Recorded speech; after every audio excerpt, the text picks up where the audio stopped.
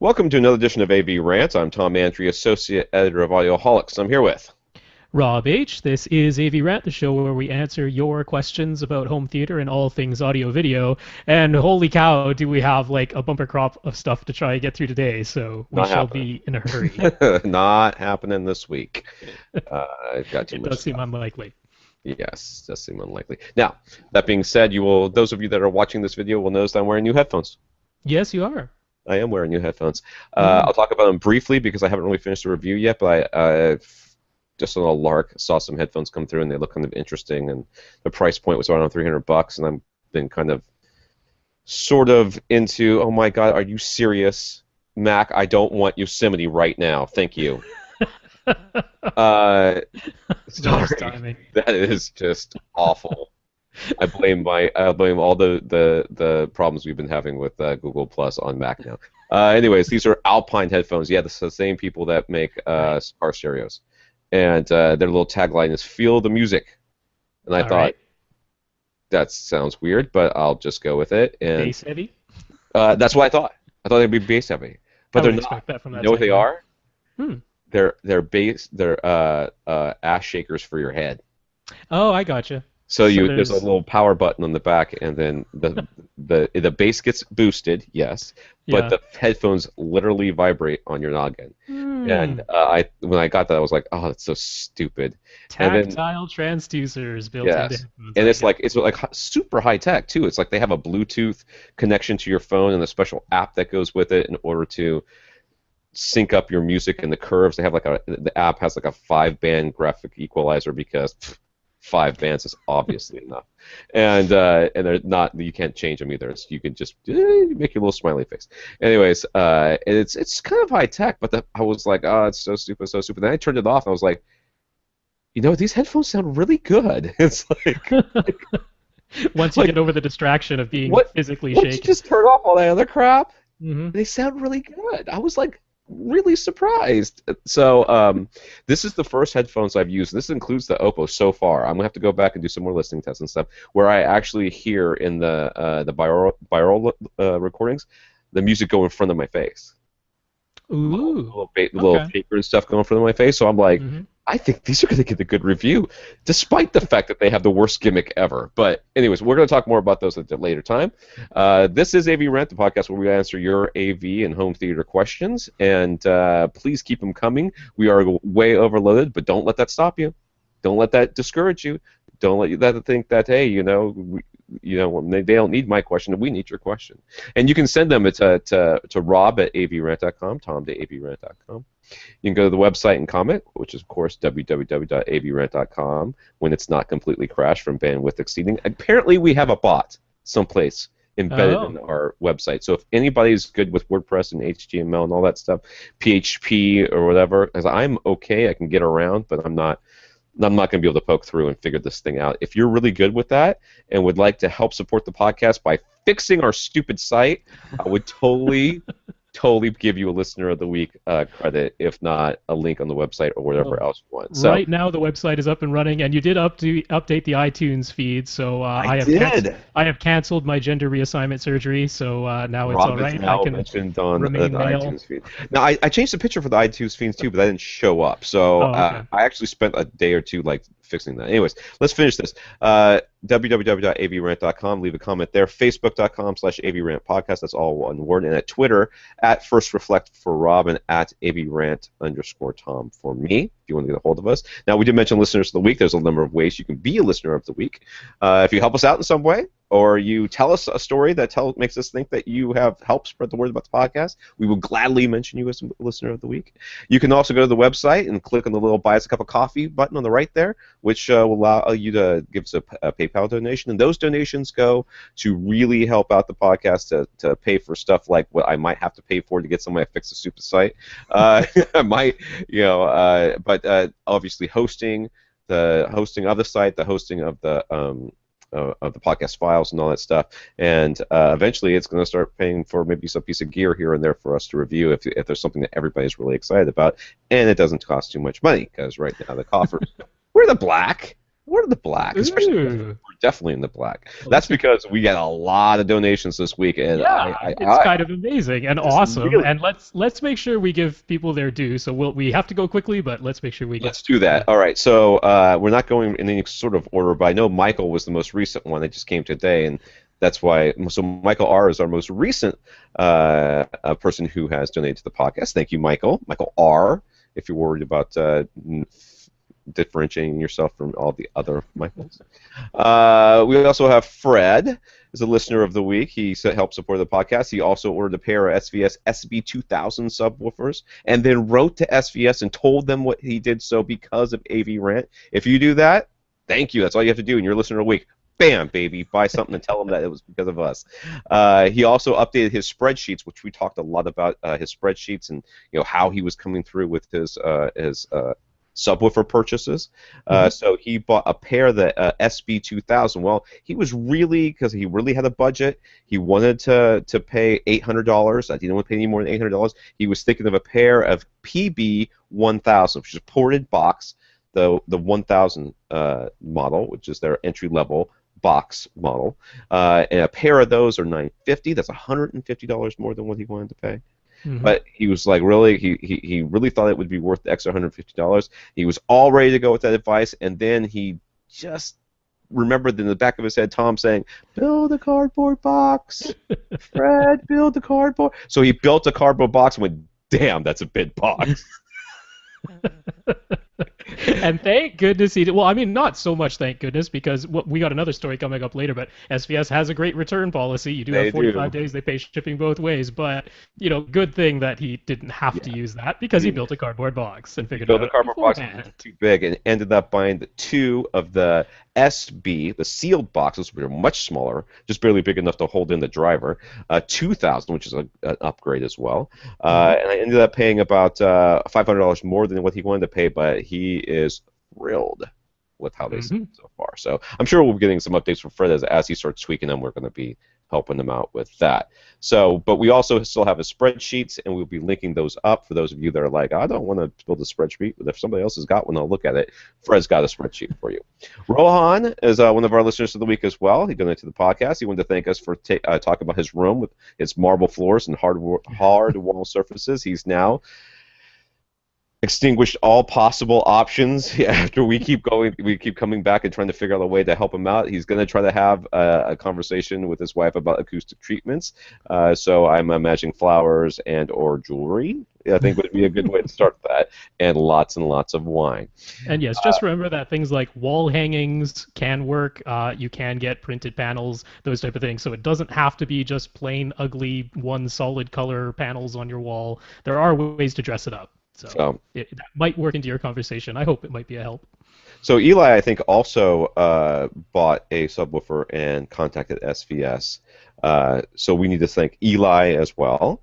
Dave B, he and Leighton M, both donated to the podcast this week. That is, like I said, every little bit helps, and those little bits and kind of all add up to or not such little bits in many cases. Yeah, it has been a very darn generous, man. It has been a very generous week. Which we were very, very happy about, and thank you guys so much. We really cannot thank you enough. And it just so happens that it all happened in 1 week. We usually have a listener here, a listener there, and I actually had we actually had a listener a little while back who every time he got a gift card, when he had a couple extra, like 50 cents, and he couldn't spend it, he just donated to us, which was awesome. Cool. I'll take 50 cents, dude. Come on. 50 cents and another 3 or 4 of those, and I could buy a cup of coffee. JS also donated to the podcast, but he specified that half of the donation should be spent on an index card with the phonetic spelling of Kyriakakis. Just come on. See, okay, it wouldn't be a help. You'll have to donate. You'll have to. I'm looking at it. I wish I could make the. I'm sure I can make the text bigger. How do I make the text bigger? Anyways, Kyriakakis. I'll get it. Kyriakakis. You'll have to donate enough money, JS, so that I got it. Kyriakakis. a little audio bug that we can just, a little Press the button. recording that we can fit right into Tom's brain. I just hit the space Just bar. I amplify just it. go, and when we dealt with that guy from Odyssey, what was his name? I press the button. Gary Gagas. There it goes on. Anyways, the other half is to help get Tom's parents moved out in his AVR, his my Denon X4000 moved in by the end of the month. It's happening. We're at Ooh, light at the end of the tunnel, so that's great. And Ephraim M, as well as if there was more than one. I don't think there's more than one.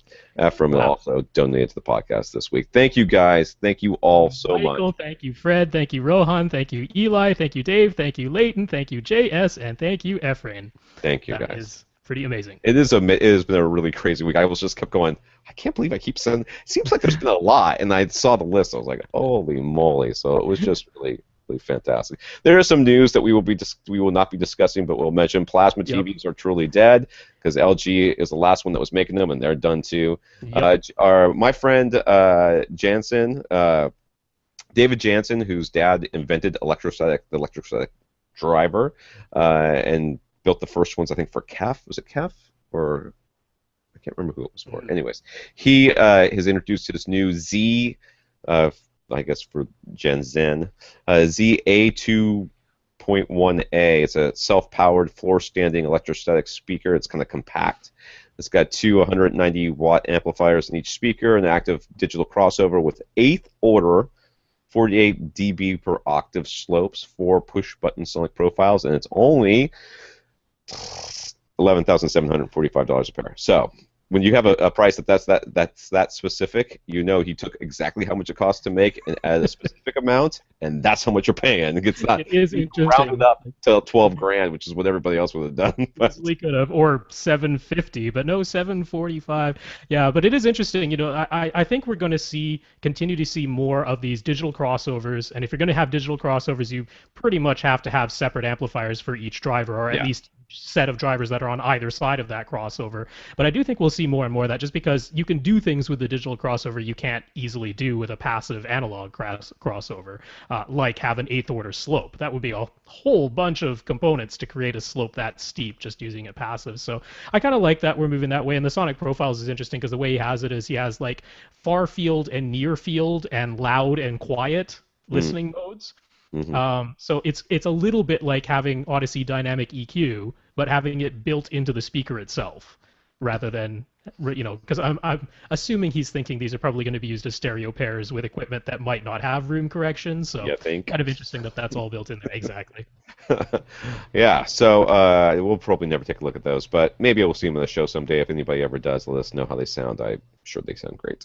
Marvel released their gigantic Phase 3 movie slate, which includes, what is it? Captain America Civil War, Hmm. Doctor Strange, Black Panther, Captain Marvel, Inhumans, which I had to look up, and there's going to be Avengers, which Age of Ultron is coming out in May. Then they're going to have a two-part Avengers Infinity War, which if you don't know what the Infinity Gauntlet is, or the Infinity Stones, or the Tesseract, is apparently one of them was in the form of the Infinity Stones. So that's going to involve Thanos, I'm sure, and that's going to be two parts for the Infinity War. So it's going to be Real quick, one in which May. one of those are you looking forward to most? Oh, do you have Guardians of the Galaxy 2? All right, now I would say I'm Yeah, that's looking the for. thing. Oh, Ant-Man's not on here either. I don't know. I think Ant-Man has a really possibility of being awesome because everybody's gonna be like, Ant-Man, who freaking cares? Is the Captain Marvel gonna be a girl or a dude? Because it's been It's going both to of be it's going to be Carol Danvers. It's going to be the female version. the female version. Okay, well Yep. that's good. I would like to see. I'm excited to see that too. Black Panther, of course, has got a lot of possibilities as well. He's Doctor Strange. I mean, they got Deadpool coming out too, right? Isn't Deadpool coming out as well? Yeah, Is but that that's Marvel? Fox. That's going to be Fox because That's gonna be Fox owns the Fox. right Yeah. to I Deadpool. trust Fox All to do right, so you're absolutely looking nothing. forward to all of them. All right, I'll say that too. There we go. We I won't am even really bother. kind of looking forward to all of them. All right, so before we get on to the updates, first, if you go over to Facebook, Paul McDonald, our race car driver. Paul's a race car driver. Yes, I'm going to say it every Yep. time. It's their number 72 Street Stock Racing car. You can see a video of it in action from somebody who did not win because Paul was too busy kicking ass and taking names. So if you see over the top of the rear bumper of the rear of the car, you'll see a black little rectangle. That's the AV Rant logo. on both So for sides. having I been think. smashed and cracking a rear axle, that car is still doing pretty darn well. It's hilarious. It cannot be I killed. think Paul did it. Yes, it's like the Wolverine of race But yeah, it's cars. cool. You can actually So, see it in video, in action. There's music playing and everything. He did a good job. yeah, If did he do that? Did he do that or somebody well, else? I'm not sure. I I thought. think he said his daughter did. So yeah, I thought that's what I thought. So too. yeah. It's 11 minutes long. I fast forwarded. All right, so let's talk about what we're going to talk about so that you guys know what you're in for today. Woo! Um, the review of the review, I think, is going to get pushed again because we can do that Oh later. no. Yeah, I'm sorry. I think it's going to happen. All right, so Fred shared his recent Best Buy display story, which was with one of those curved. Is it curved, right? OLEDs. Oh yeah. So we'll talk about that. Ashley has some updates on the for the questions he asked last week about his Logitech Z5500 speakers and an HDMI switch with optical audio out. I did not bring any water in here, and I'm going to regret that. I'm Uh-oh. already getting hoarse. Emma noticed that the movie Despicable Me predicted the future. Yeah, it's shrink ray. Eliezer found an interesting phono preamp. I did find that interesting as well. David F. has some thoughts on room correction done with a PC. I like his thoughts. I did not think of that. I'm glad he's mentioning it. Jeff G. replaced this enormous subwoofer with two smaller ones and reports in. Ephraim has an update on the Geek Pulse USB DAC. We talked to Ephraim last week on our after hangout.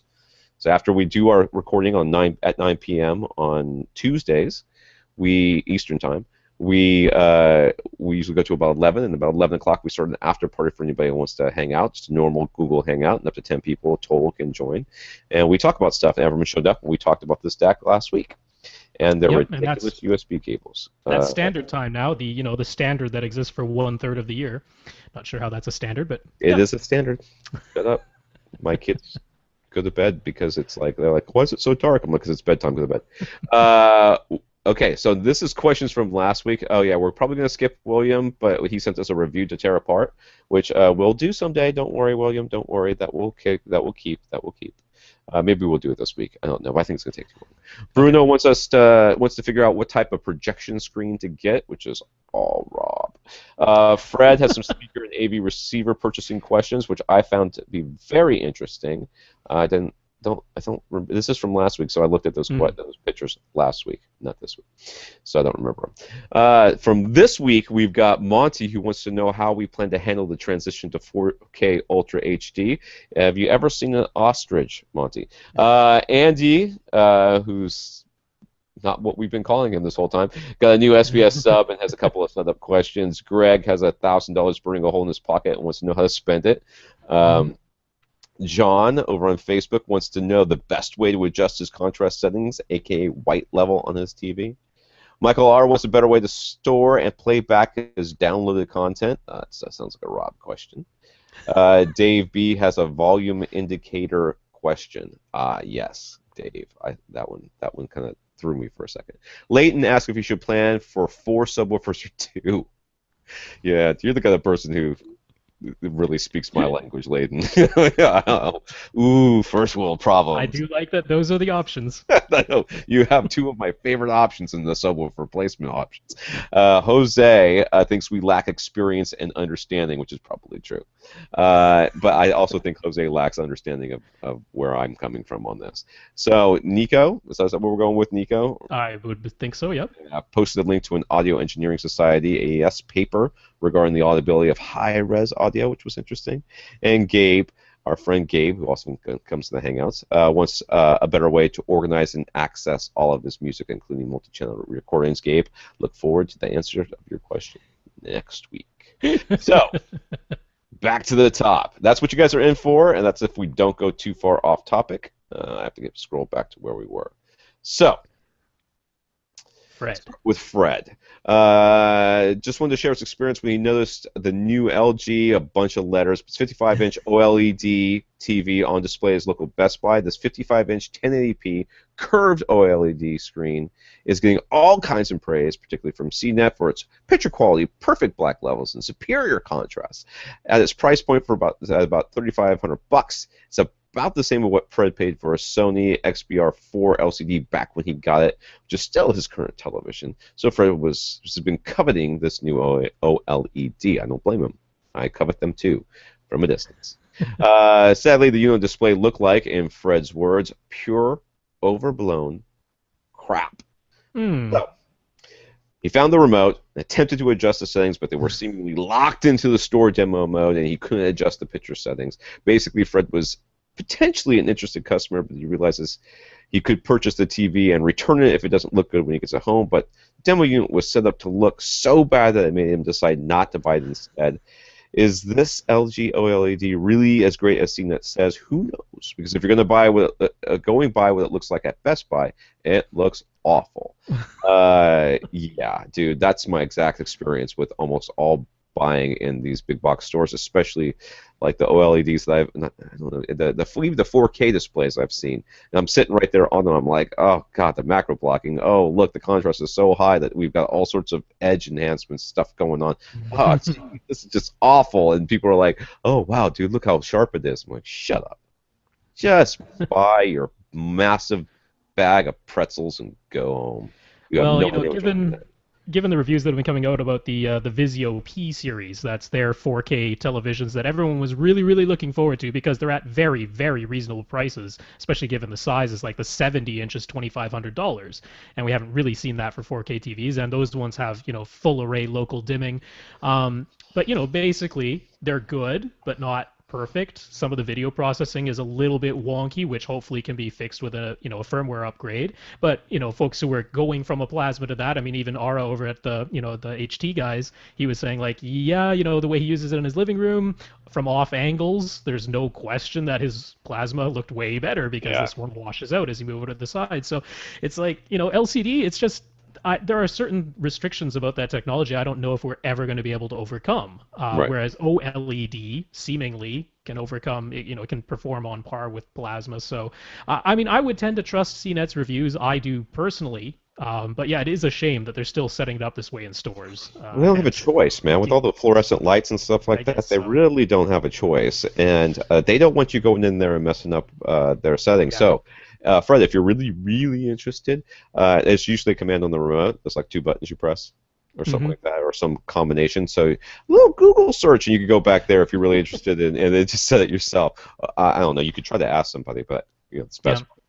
Who knows what they know? Or hey, buy one, bring it home, and It's a big TV to drag all the way home. To turn. I mean, what happens if it falls over in the car or something? You're totally hosed. So, yeah, chances are, dude, it's probably not. I mean, it's probably pretty dang good. I mean, CNET doesn't not going to get it that wrong. It's not that hard.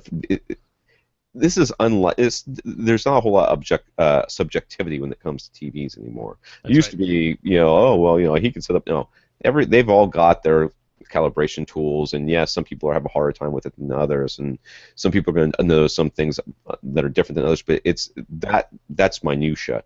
The general specs and everything else. If they say the black levels are really good and the brightness is really good, chances are it probably is.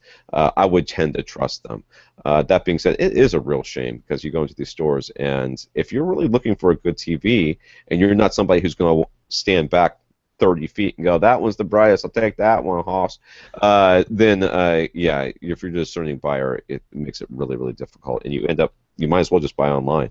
Honestly, you might as I well. will just say, frankly, when it comes to OLED, I would still recommend waiting because A, the prices are still going to come down further, and B, hopefully they'll get it through their heads that we would like a flat version, not a curved version, at least as an option if you insist on The curved, the curved ones. I've seen that the smaller curved ones, like the 55-inch curved ones, they're so small. I think that sounds stupid to say, but 55 inch is so small. The curve is pretty slight, and it's not that big of a deal. It really is a gimmick, but it's a stupid gimmick that can only be to the detriment of the picture quality. So, yeah, flat.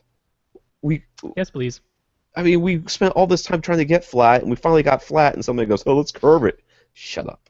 Ashley wanted us to know that his Logitech Z5500 speaker package actually uses spring clips. So these are computer speakers, those little ones, but they use spring clips with regular speaker wire to connect the 5 speakers to the subwoofer unit, not RCA plugs, as Rob mistakenly stated last week. I confirmed this. I did a Google Internet search, which apparently Rob did not do, and obviously I did not do last week. No, because I looked at what I could find for the quick hookup guide, and the picture on there was RCA plugs. There's like a 53. Oh, okay. 5500. I I was think the thinking of that. 5300 is RCA. I got you. 5500 is a speaker, yeah. So does that change our answer from last week about being able to connect them to a regular AV receiver? Ashley was indeed thinking of simply using them as a stopgap while he saved up for better speakers. Okay. My thought is that the question you have to ask yourself is there a crossover that's happening within the because everything's getting piped down to your to subwoofer and then back up to the speakers. Okay, so is the crossover housed within the subwoofer? And if that's the case, then yeah, you're risking some real fidelity issues and Is it likely to be lower than 200 or 250? Because most receivers, I mean, he was looking at getting quite a good AV receiver. yeah, And most of those will allow you to set the crossover as high as 200 or yeah. 250 hertz. It seems unlikely to me that the crossover, even with Well, little PC I'm speakers, will be thinking, lower than that. I mean, I'm just thinking of the electronics that, because I looked at a deconstructed speaker and it literally is a wire that goes, the spring clip Yeah, goes straight to the driver. There is not, I could not see yeah. a resistor There's or no anything in protection. between. So there's Yeah. probably no protection. I think whatever Hmm. protection there is inside the subwoofer. That would be my fear. Yeah. Now, that being said, Ashley, I found a thread which I am never going to read through. It is on the DIYaudio.com website, and if you, we'll link it up, but it's called Hacking the Logitech Z5500, and it's Okay. 51 pages long. No, 54 pages long. Okay, it is long, but they deconstructed. They because they're trying to fix like the head unit thing and some other stuff. Um, they may be able to tell you. I don't know how old that thread is. I know that the very first post was in October 2007, but I know that it's been. I guess I could just click to the last one right here, see what happens. But it's been going on for a while. It is possible. Yeah, October 21st, 2004 was the yeah. So you very well may be able to get some answers on there about whether or Hmm. not, because these guys have actually, reverse engineered the Yeah. amplifier and all that stuff. They may be, or you may be able to find it on that thread. So I would look that up there. That would be my suggestion, because really, if there's no crossover within the speaker itself, there's no protection within that speaker, you're really Yeah. risking putting way too much power into it and damaging the speaker that way, and then your Hmm. stopgap becomes a smoking gap. Uh, that would be my thing. In, Right. in addition to that, You could connect that little subwoofer because regular subwoofer out to a 3.5 millimeter in because it does have those analog inputs on the little control panel thingy. So it would be a weird connection, but it could technically function. yeah. Anyways, so Monoprice does offer a couple HDMI switches with optical out, which might be good alternatives to the Sewell. Sewell brand HDMI switch that he also asked about last week. We'll link those up as well. So, Ashley, yes, you can definitely plug them in to your to a receiver, to a high-end receiver. Set the crossover as high as possible. Keep the volume very, very low, at least at Yeah. first, and Oh spend yeah, some time. sound will come out. Yes, it just might not come up for very long. So just be cautious. Emma, give a shout out to Alexander's post on Facebook for spotting the curved TV in the movie Despicable Me that came out in 2010. So that was well before curved TVs hit the market. I think it was probably massive too, wasn't it? Was it massive? I don't think I've ever seen that movie, I don't. so I've seen I pieces know of it. people like it. Not like Yeah, I have anything against it, just it's never saw funny. it. The parts I saw were funny. Yeah. Yeah, we've had curved screens for a long time. It was called, IMAX. That was curved. It was curved because it was Almost massive. all movie theaters, right? I'm Yeah. sure that's where, if they didn't have some sort of preview of the fact that curved TVs would be coming out in the not that distant future, Yeah. I'm sure they were just thinking in terms of movie theater screens Yeah. as being curved. Eliezer spotted a phono preamp that often offers 5 different curves, not just the RIAA curve that we talked about last week. It's from, hold on, I'm just looking at the website, Zandon Zandon, Audio. yeah. And it's got 5 curves: the RIAA, which is the typical curve, Teldec, TELDEC, EMI, Columbia, and DECA, DECCA. That's the 5 different selectable EQ curves that are Mm. possible there. So what's the deal with that? I did a little research and I found somebody talking about on some WordPress thing.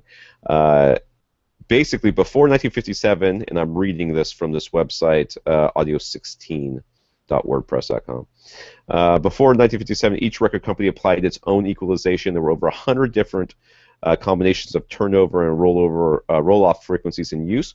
While in 1958, the agreed RIAA standard was established, English and French and some other nations' engineers still used their own curves, mostly because they wanted adjusting deviances of their own microphones and amplifiers. That's it says they wanted adjusting deviances.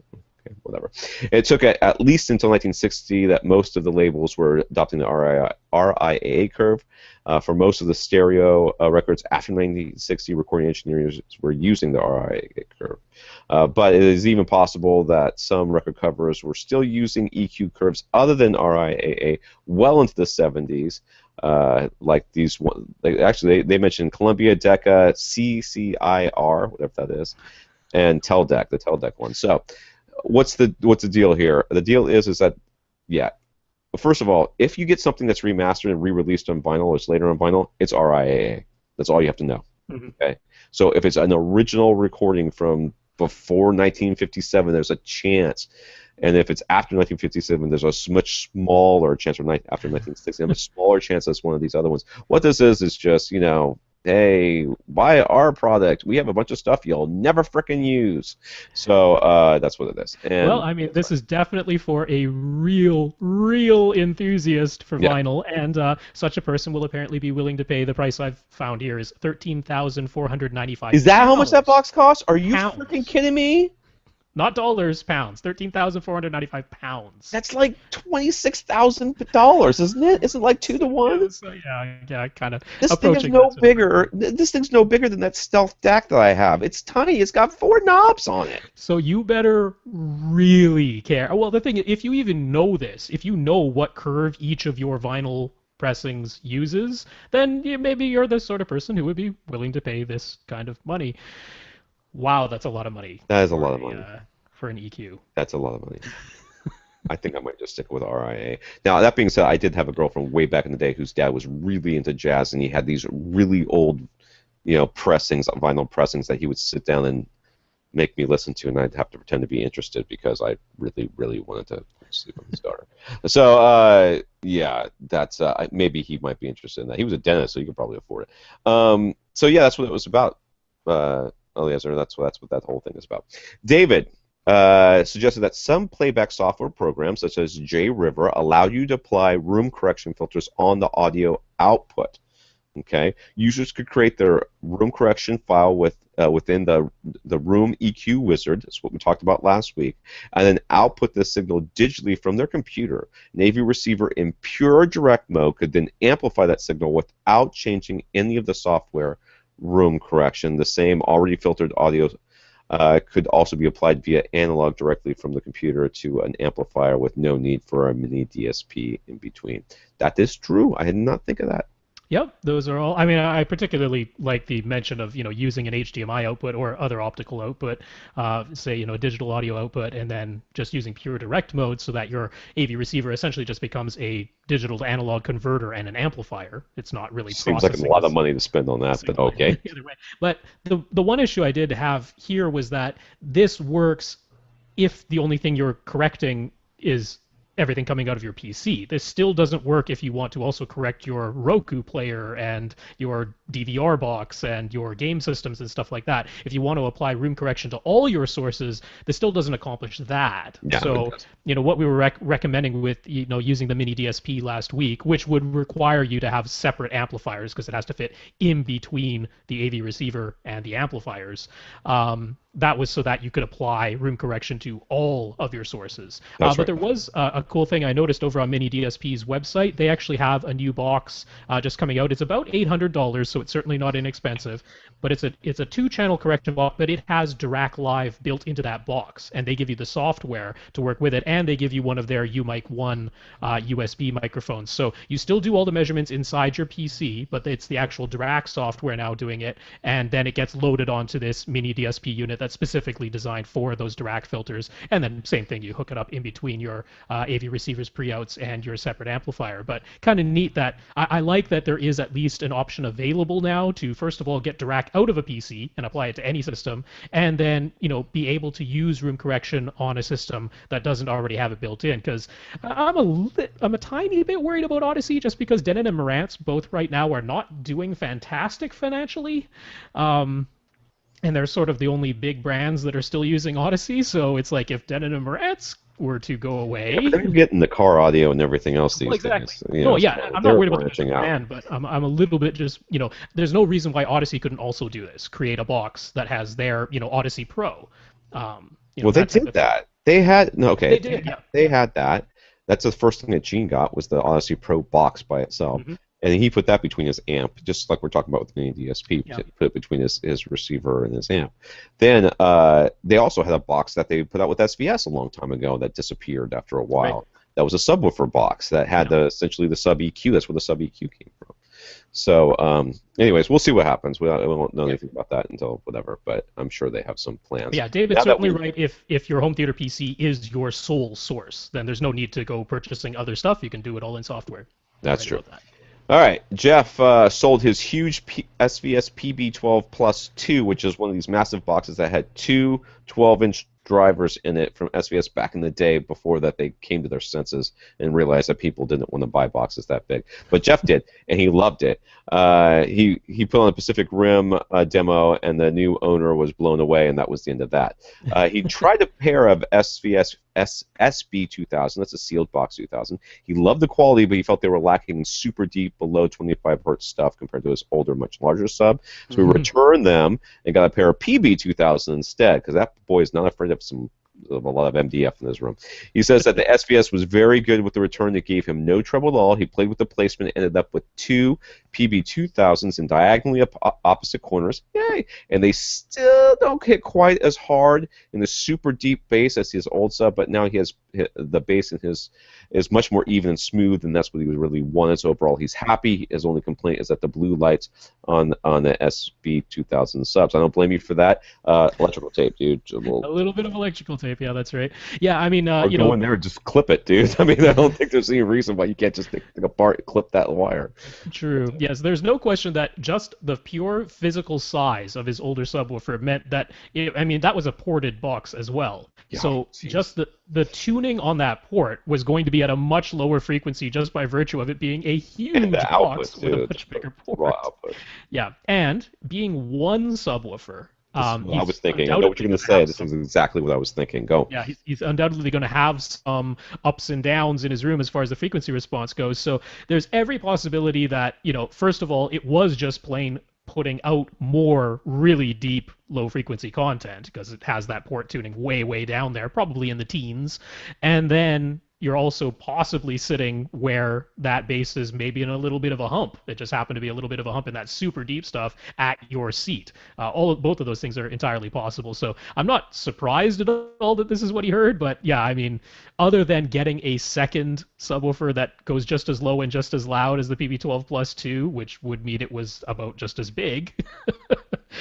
Yeah, that was exactly my thought. My thought was that, a lot of times people associate this, that really deep bass with that bass that you can really feel. But that bass you can really feel doesn't necessarily have to be 16 hertz. It could be, 25 hertz. It's just really loud. And if you're sitting in that place where it's really loud, you feel it as much as, and you're hearing this loudness that's coming from the frequencies being reinforced at that place that you're sitting, and it tricks you into thinking that it's a lot lower than it actually is. And that's what kind of the LFC thing that Odyssey has got is doing. It's trying to trick you into thinking that it's lower. This evenness of bass, that's one of the things I hear from people who have one big massive sub and then go to 2 subs, a lot of times they'll say, well, now it sounds like I have less bass. Well, no, what you have is less dips and valleys in mostly not dips and valleys, humps and valleys, Yeah. more humps. You have less humps, and those humps are what you're associating with more bass. And having that even bass, suddenly the bass is gone, and then all of a sudden when you need it, it is there, and that's the difference between a more even bass and one that's not as even. So hey, you know what, dude? The fact of the matter is he's happy, and I'm happy for him. And I think that I bet in time, as he experiences these subs, he's just going to get more and more impressed. He already loved SVS. He already had an SVS. I think the evenness is what he was going for, and that's really good. So, hey, dude, you could always get yourself a couple cylinders to go with those ultra cylinders. And a couple of ultras, yeah. Those will get you. Those will hit you. those will get you down there. Ephraim already has. He's basically has the LH Labs Geek Out DAC. This is a small DAC with a separate power supply if you get the upgrade. He got on the ground floor of their Indiegogo campaign for their new Geek Pulse XFI DAC. Oh, I'm sorry. So the Geek Out DAC was the one he already had. Now he got on the ground floor for the Geek Pulse XFI DAC. He pledged for all the possible upgrades, so he ended up spending about $800, which is a lot for a DAC. And that's the one that has a separate power supply and can do every possible. Yes, up to what is it? 36-bit, 384 kilohertz PCM, which is doesn't exist. Completely useless thing, but it can do it. It can do it. It can do all sorts of things. Just like super tweeters can do things that no one needs them to do. But now that $800 kind of looks like a steal, since the final retail price will be $1,200 just for the basic Geek Pulse, and as much as $4,100 if you get all the upgrades that he did. Isn't sure how that matches their stated goal of making high-end audio accessible to a wider demographic. Well, they went from the 0.1% to the 0.2%. I guess if you were previously spending $20,000 on a phono preamp, then $4,100 is cheap. Cheap as chips. He also says the more he listens, the more he's coming around to agreeing with us. That's pretty much all in the mastering, but that more effort seems to be put into the higher res versions anyway. So you end up, having to buy the higher res versions in order to really experience that, which is probably true. I think that's probably true. Anyway, so if you're interested in spending $4,100 on, I will say that they lost me at the cables. The rest of the stuff, putting this power supply outside of the box is, I almost said the word I'm not supposed to say, is silly. I really don't think the power supply is causing any interference, and taking it out of the box doesn't make any sense to me, but whatever, they did that, so now I have a separate box. It's kind of cool. It's just pointless. But then they started selling higher bandwidth USB cables that are like thousands of dollars or something. I'm like, it's a 1 and a 0. It either gets there or it don't, dude. So if it's getting there, then how much more bandwidth do you need? Is it send it twice or 7 billion times? Because that's what it would need to be. So they lost me there, but I'm sure their DAC is fine. We gotta skip this review, dude. Yep. I'm sorry. We gotta skip. I concur. We're already an hour into this thing. William, don't worry, dude. We're gonna keep this one in there because we're gonna talk about this. It's a review of a 8-inch Pioneer subwoofer where this guy has a little eatgasm over it and says that it's better. It's better than $1,000 subwoofers. So whatever. Bruno. Okay, these are still questions from last week, right? Yes, 2 of them. Bruno will be sitting about 15 feet away from his screen. He watches a mix of 2.35 to 1 and 16 to 9 aspect ratio content. So 16 by 9 is standard HDTV. Okay. 2.35 to 1 is like ultra widescreen stuff that you see, like a cinematic view. CinemaScope. That's the one where usually you end up with black bars on the top and bottom when you rent the movie, and you're like, why do I have a widescreen TV if I have to have black bars? That's why. He wants a cinematic feel, but he isn't sure the 2.35 to 1 screen is the right choice. He has a space that is 116 inches wide by 97 inches tall, where the screen can go. That's the max. That probably includes the frame. So we got. Believe so. If he goes with a 2.35 to 1 screen, he isn't sure the 16 by 9 image will be large enough for his liking. So what should he do, Rob? Help him out. I haven't All enjoyed right, so assuming that, this is a 15-foot seating distance and you have 116 inches of width to work with and 97 inches in material, that's not going to be a problem either way. So you have to subtract at least 6 inches, I would say, probably 7, because a lot of screens are 3.5 inches wide. That's a sort of standard that's width the for a lot that's of screen the frames. frame. Yeah. Yeah, just the frame. So I would subtract at least 6 or 7 inches from that, which means you're looking at a screen that is somewhere in the range of 110 inches wide. Now, if you work out the viewing angle, that basically gives you a 34-degree field of view. If you're 15 feet away from a screen that's 110 inches wide, it's just shy of a 34-degree field of view. Wide So, or diagonal?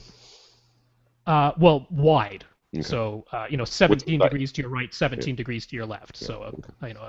that's 110 inches wide, not 110 inches Yeah, diagonal. I want to make sure Um, that that's yeah, going. so given that, I would sort of suggest just get a 110 inch wide.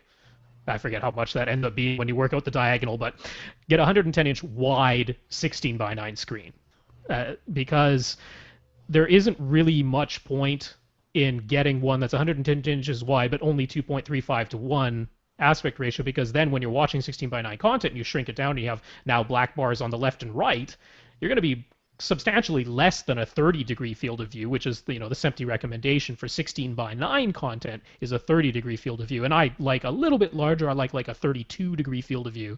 So there isn't really much reason to just not get a 16 by 9 screen.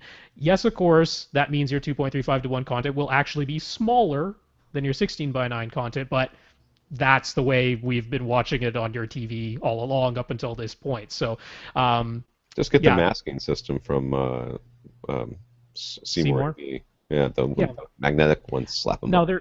there is one alternative that Seymour AV offers, which I'll mention because you might like this idea. They actually sell what they call a constant area screen. So instead of a constant height screen or a constant width screen, they have a constant area screen, which starts out as a 2.07 to 1 aspect ratio. So I mean that of course natively doesn't fit anything that you're watching. But what they give you are small masks for the top and bottom and smaller masks for the left and right. So you can mask off to create a 16 by 9 screen or a 2.35 to 1 screen. The two screens, regardless of the aspect ratio, those two sizes will end up having the same image area. So it's an interesting way to come at it, because then you could have a 2.35 to 1 aspect image that is the entire width that you can possibly fit into your space, which will probably be about 110 inches wide. So you'd be able to do that. That gets you your maximum width for those aspects, and then your 16 by 9 image will be smaller left to right, but it will still be larger than if you just fit it within a 2.35 to 1 screen. So you might be interested in that. Check out SeymourAV.com, look at their masking section, and look at that constant area screen. If you're okay with the price, that could be a neat compromise, and it's kind of unique to Seymour AV. I don't I see. just get the 16 by 9. Yeah, That's what I would do. I would totally not mess with that other hot mess of math that you had going on there. I would just. Now, the other thing he asked is, are there any considerations when it comes to 4K for projection screens? The only thing I've ever heard about 4K and projection screens is just worrying about the tightness of the nit. and this is if it's an acoustically transparent screen. Right. Everything else should be fine. Yeah, They're, yeah. If it's a they're solid really. material. It's not as long as it's material, because the acoustically transparent has holes in it. So Mm-hmm. if you have too big of holes, then you risk there being some resolution loss. But you're not talking about that. You're talking about a screen on the wall. It's going to be flat. You don't have to worry about it being acoustically transparent. And that it's just a solid piece of material. It's not going to have a weave to it. So Yeah, no, in your situation, there is no consideration. yeah. Now, he did mention should you get screen masking or a projector with a motorized zoom or any of those other stuff. You can consider the motorized zoom if you can afford it. That would make your life a little bit easier. But and if you can afford like something like the Kurata, I can't really remember what it's called. It's called Silhouette or something like that. I can't remember the name of it. It's not what it's called. Oh, right. They're motorized masking that don't. Motorized masking That's system. great. That's if you can afford that, well then why are you talking to us? But because that stuff is awesome, it really works well. But I guarantee you're looking at more than 4 inches or 3.5 inches on either side. Yeah, So that's right. you're going to be losing more than what we're talking about, and then Yeah. that. So if it were me, I would go cheap. I would go 16 by 9. I would then deal with the masking. If you've decided to go with the manual masking, but for the 4K thing, you don't have to worry about. But yeah, if you do happen to go with that, that constant area size, the 2.07 to 1 native aspect ratio, then it will be manual masking that's coming from Seymour, and then you would want the motorized zoom and lens shift with, preferably with a lens memory, Yeah, because that would be really handy in that case. And you yeah. press a Well, button and you yeah. switch back and forth between the two. Yeah, Yeah. and the other way, basically, with it's just a 16 by 9, you don't have to worry about that. It's just going to put the black bars up there, and then you're going to slap your masking on top of the black bars, Mhm. essentially. Yep. But for the 4K thing, I mean, there was a time when there were some screens that had a texture on them. I guess that does technically still exist, but particularly ones that are like really high gain, because they actually sort of embed little glass beads into the screen so that it has a super reflective thing. So I if bet those if gray we were to, screens are like that too. Those ones that are yeah, supposed to be some of super them, high gain. some of them can be, but yeah, pretty much these days, if you're getting just a regular white screen, it will have no texture to it at all. That's obviously fine for 4K. And then if you are going acoustically transparent, almost all of the companies that offer an acoustically transparent screen have one that they specifically market as being 4K because it's a weave and it's a tight weave where the holes are very, very, very small. And there you go. As long as you get one of those, you'll be fine for Yeah. 4K. All right, Fred has some speakers and AV purchasing questions. First, Fred's room is about 20 feet wide by 15.5 feet long and 8 feet high. It's pretty standard. Seems like a nice size room. Congratulations, Mm-hmm. Fred. I imagine it's sealed. If it's not sealed, that he should have said that. Meaning that, It is. okay. Well, it I has mean, doors, like but he can Castle close them. Montiago or anything like that, right? But I mean, it's not like a brick wall. But they have a door, as well as looking at. Fred, he wants to get the EMP Tech E55 Ti towers for front. Given his room size and choice of front speakers, should he get the E5 CI center or the larger E56 CI model? Um, yeah, I get the bigger one. I mean, if price is not, if because he didn't say I can afford, I can, which one Hmm. should I? Yeah, but yeah, I would almost always say get the bigger one when it comes to center channels. If you can fit it and you can afford it, get the bigger one, because then you don't have to worry about there being any sort of thing. And the thing with EMP is it's RBH, and RBH speakers all match. In fact, I had the RBH, the TK, which would be the same, almost same as the E5 CI center channel. That center channel matched with so many speakers, it was eerie. Like I could almost tell you if a speaker was not a very linear speaker if the RBH center didn't match it. If it didn't match it, or it didn't at least blend with it decently well. Now, there's something wrong with that speaker because that center should match. It matches everything else. So those speakers are all, you don't have to worry about them matching each other, and the bigger one will make you never have to worry about whether or not you'll be able, the dialogue's going to be intelligible or any of the other stuff. So I would generally err on the side of a larger center channel if price is not an issue. Yeah, I actually do prefer the design of the larger one as well, because Is the that the smaller one is your regular mid empty? tweeter mid. Yeah.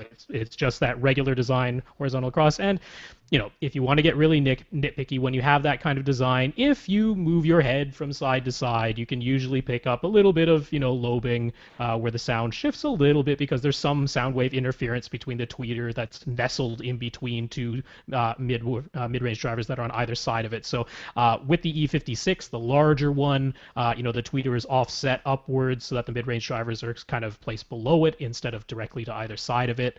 So it's a little bit better design that way. Plus, it has the exact same driver complement as the larger towers. So just in terms of getting that perfect blend in every way across the front, I would vote for it. Like Tom says, if cost isn't the issue. Yeah.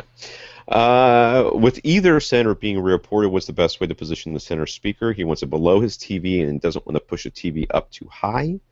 So should he use the TV stand, the speaker stand? Should he angle the center speaker upward? Most of these speakers these days have some method.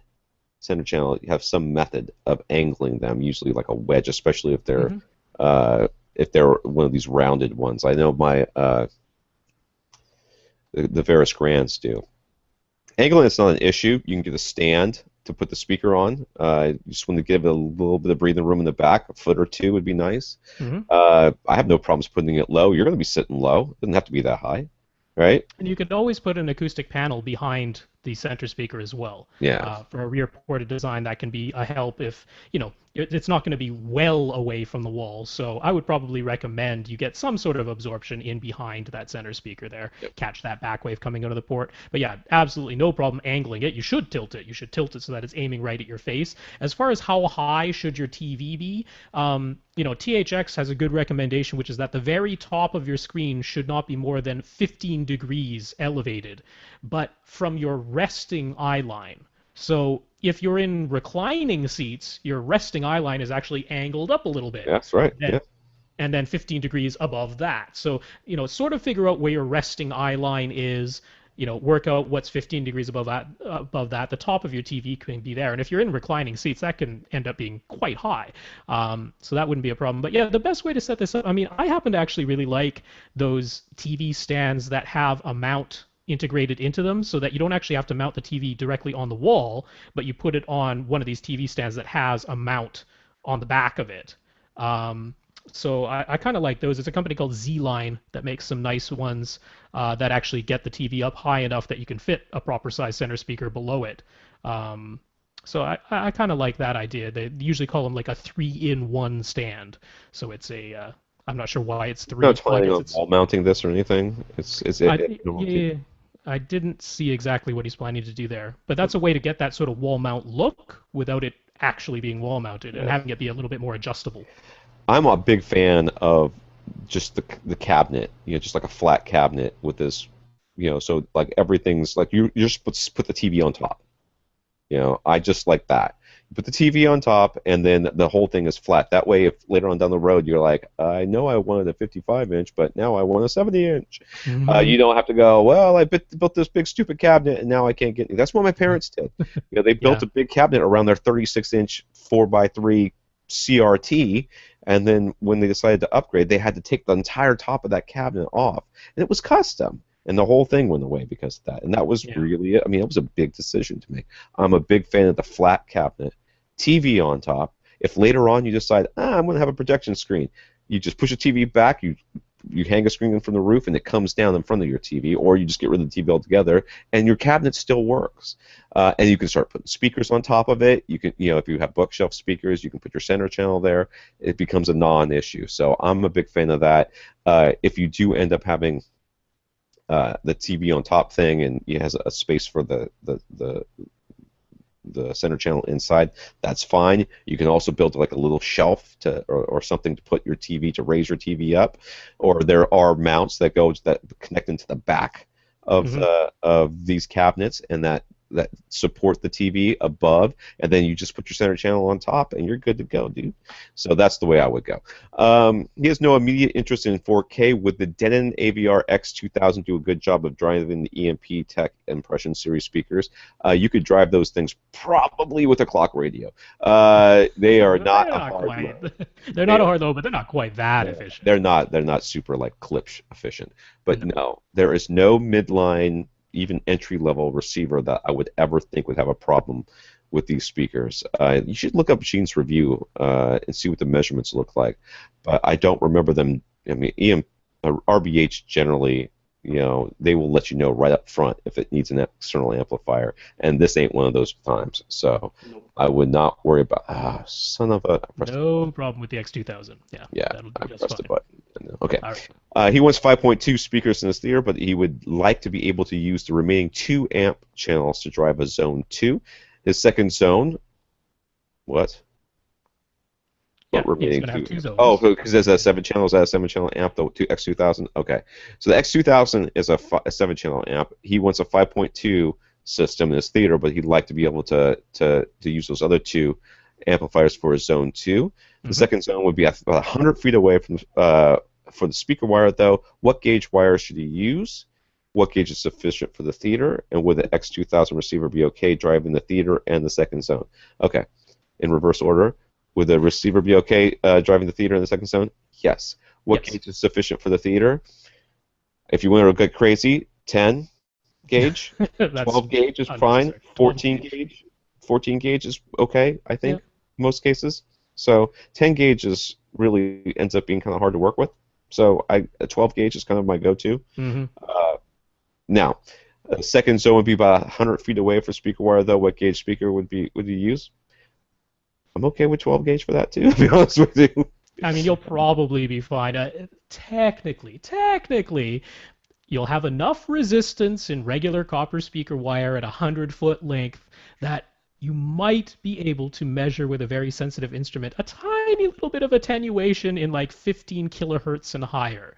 Aw. Purely objectively, there is that possibility, and you might want to go to a thicker cable, which would be like a 10 gauge cable. Honestly, what I would really recommend, because I'm assuming this second set of speaker wires will probably be running inside of walls, Yeah. just head over to Blue Jeans Cable. They have a cable there from Canair, which is actually 4 leads.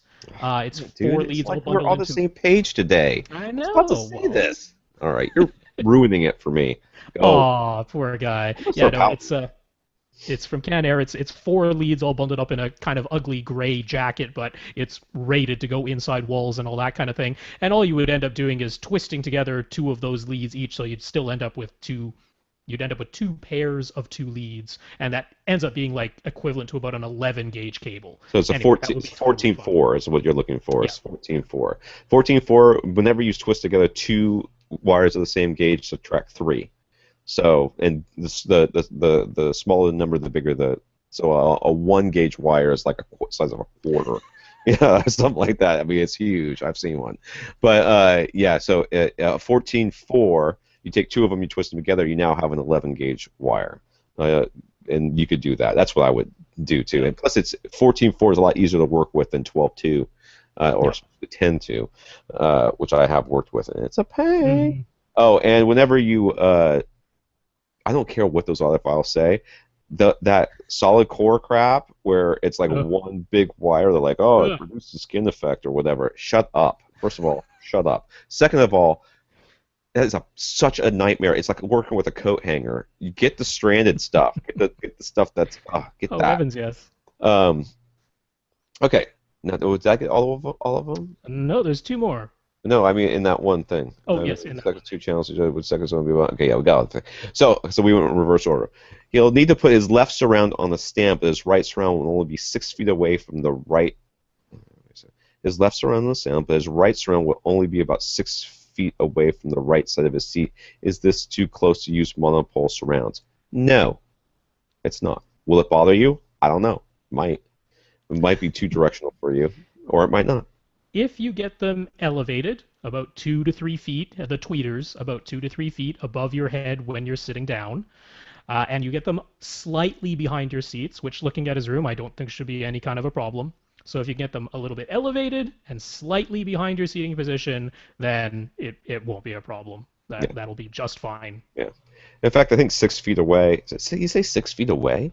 6 feet away is pretty far away, dude. I mean, he's sitting with the width of his room being the wider dimension. So Yeah. he's got a 20-foot wide room. Yeah. Yeah, that's fine. Don't worry. This other one, that being much farther away, is going to be more of an issue than the one that's It's 6 still not feet. that far away. It's not going to be. It's 6 feet is just fine. All right. Lastly, due to the room's layout, doors, window, etc., his entire setup needs to be shifted over to the right of his room. Will this be any sort of problem? Will Odyssey Multi-QXT handle this sort of thing well? It is a problem. It can be a problem, but it's one that we can deal with. We talked about it last week with somebody who had a big open space on one side and a wall that was right there on the left. Mm-hmm. The way you deal with it is you take that first reflection point of that speaker that's on his case is would be on the right wall because his entire setup is shifted to the right. So his right front speaker, you will have to put some absorption at that first reflection point to kind of mimic the left side, which will be further away. And that first reflection point may just reflect the sound behind your head anyways. So it becomes, behind your seated position, may not be much of an issue. So will Multi-Q XT handle this sort of thing well?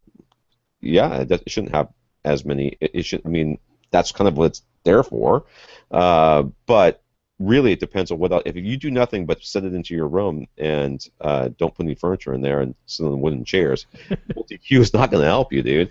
It's what else you do to the room too. How good can you get the room before multi-cue gets involved? Yeah, as far as the audio stuff goes, and as in setting speaker distances and delays and that sort of thing, like his left surround speaker is going to be physically further away than his right surround speaker, that's no problem. Odyssey will totally take care of that and hit those distances and set the correct delays so that the sound is all arriving in phase as it should at the main listening position. Yeah, as far as the actual room correction, it's not going to magically make the reflection off of your right wall not exist and not be stronger and not be reach your ears a couple of milliseconds sooner than the one off the left wall. It's not going to do that, but yeah, I mean, if you can use a little bit of passive treatment, just like Tom said, and just knock down that reflection off of that right wall a little bit, then absolutely no problem. All right. You can hear me, right? I was messing with that. I can hear you, yep. Okay, good. All right. Now we're on to the questions for this week. That was last week.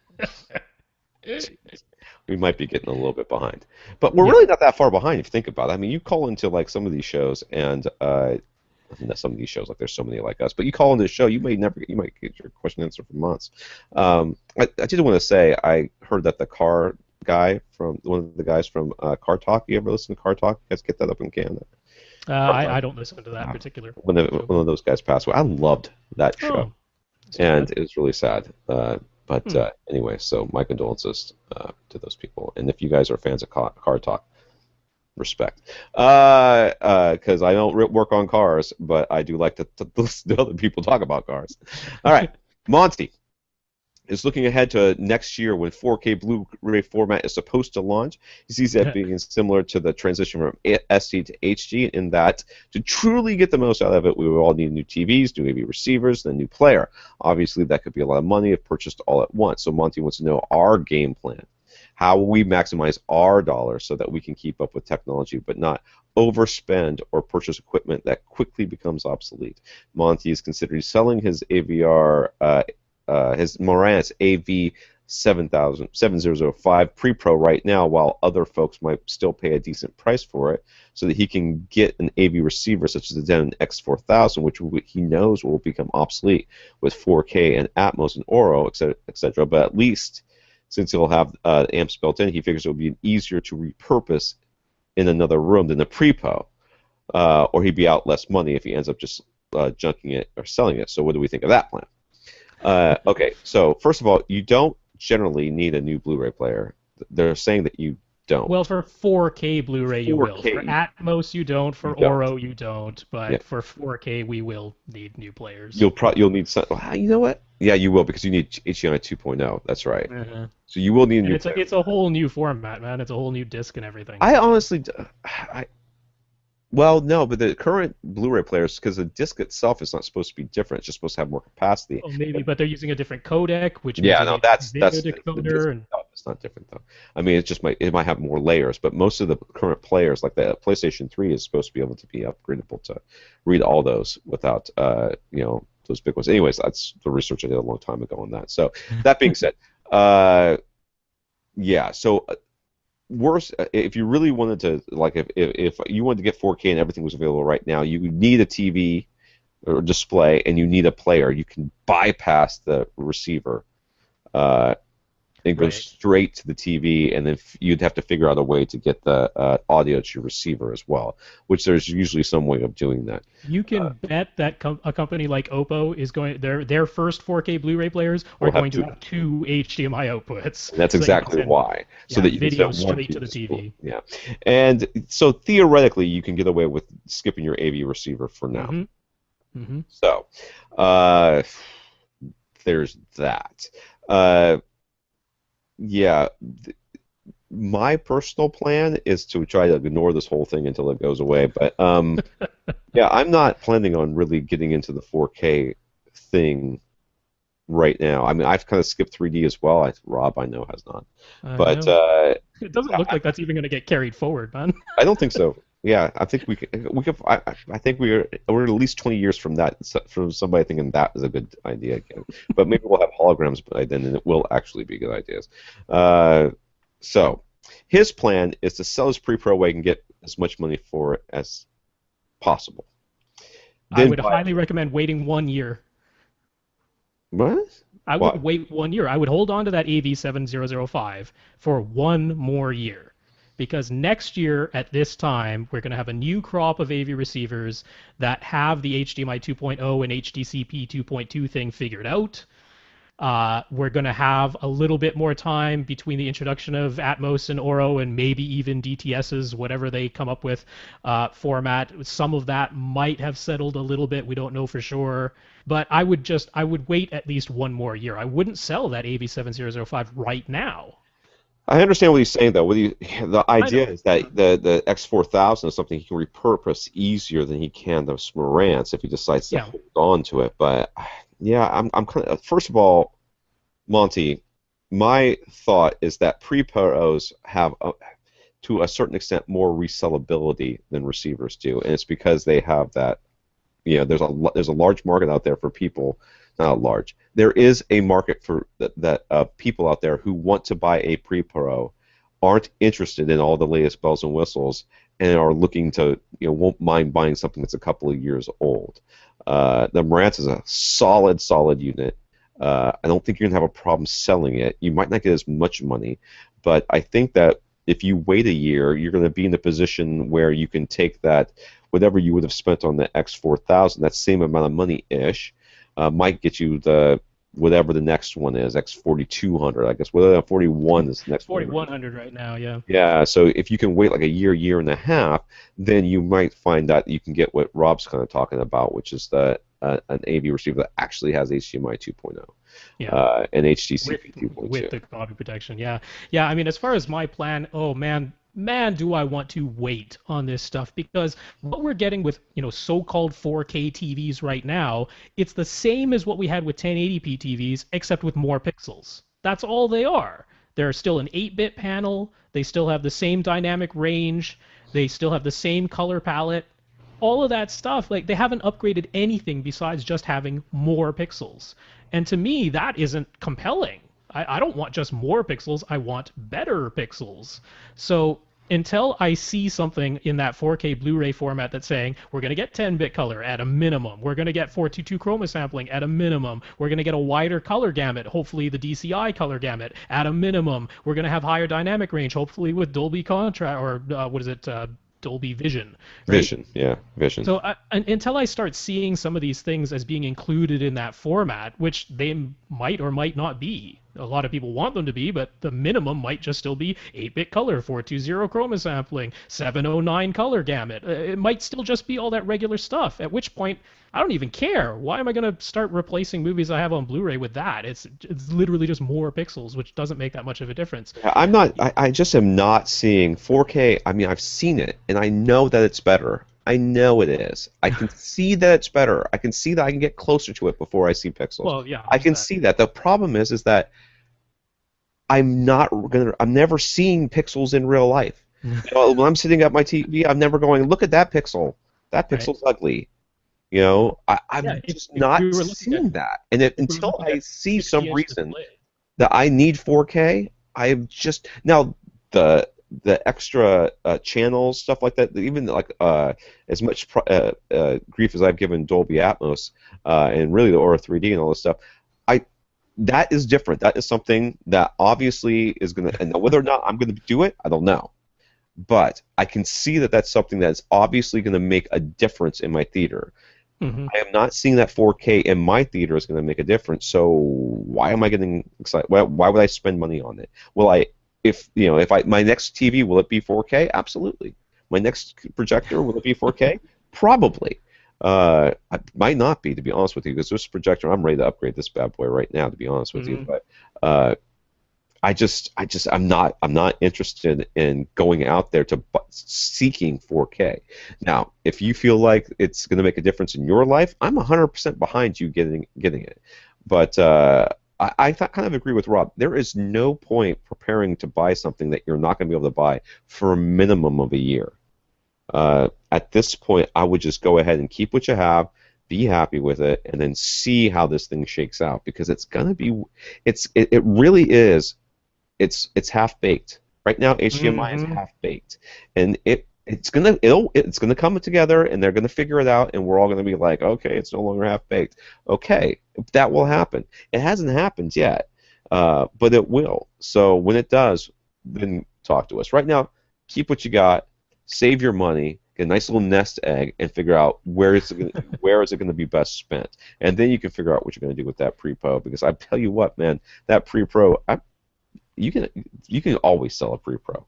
You can always sell a processor. Yeah, and on the audio side, I just listened to the SEMPTE, that's the Society of Motion Picture and Television Engineers. They had a live webinar that they broadcast today, and I watched that, and they were talking about, no, they were talking about specifically for cinemas. They mentioned, explicitly, this is not for the home rollout, but they're talking about immersive audio and talking about all these different formats: Oro 3D, DTS, whatever they end up calling it, Dolby Atmos, even these other ones like IO Sono, and there's some other ones, the NHK 22.2 channel system that has been suggested. So all of these things are under the umbrella of immersive audio, things that add a height layer and overhead speakers and things like that. And what they really, really want, at least in the cinema space, is, okay, look, you go and create the soundtrack however you want to. You pick whatever format you want: Oro, Atmos, NHK, whatever it is. Go ahead and create it that way. And then the theaters, you decide whatever speaker layout you want. You want an Atmos speaker layout, go ahead and install that. You want a 22.2 NHK layout, go ahead and install that. You want Oro 3D, go ahead and install that. But in between what it was created and the playback system, we want one file format.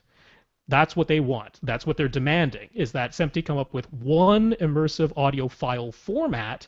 So however you created it, it still ends up being in that format. And then there's the renderer at the theater has to figure out how to play it back. So someone created an Oro 3D soundtrack, but that file is compatible with a Dolby Atmos speaker system. And the Atmos renderer just has to figure out how to try to make the sounds It's not come what from where the sound comes from. object-based processing is Yeah. supposed to be about. Except that NHK and Oro are not object based; they're still channel based. Yeah. But it all comes down to, you have a renderer that has to figure it out. So they want one universal immersive audio format. Now, why would that never make its way to the home market? It might not. It might not. We might still have to have separate decoders for each of these immersive formats, however many of them make it onto discs. But wouldn't it be fantastic if there were one immersive audio format and we had one decoder, and you could say, here's the speaker setup that I chose. I chose the Atmos speaker setup. Now, renderer inside of my new AV receiver, whatever immersive audio format comes in, I've got an Atmos speaker setup. Make the sounds come from where they're supposed to come from. Isn't that what we're talking about DTS is supposed to be doing? Exactly. Yeah. So basically, we just want DTS not to break our hearts, is Yes. what we want. So just wait. All right, I'm done talking about this. Andy, Yep. who his name we've been calling, is N and Anand. ANAND. I believe it's Anand. Anand, but he wants us to call him Andy because probably both of us are horribly mispronouncing it. So. Yeah, it's probably actually Smith or something. I don't know.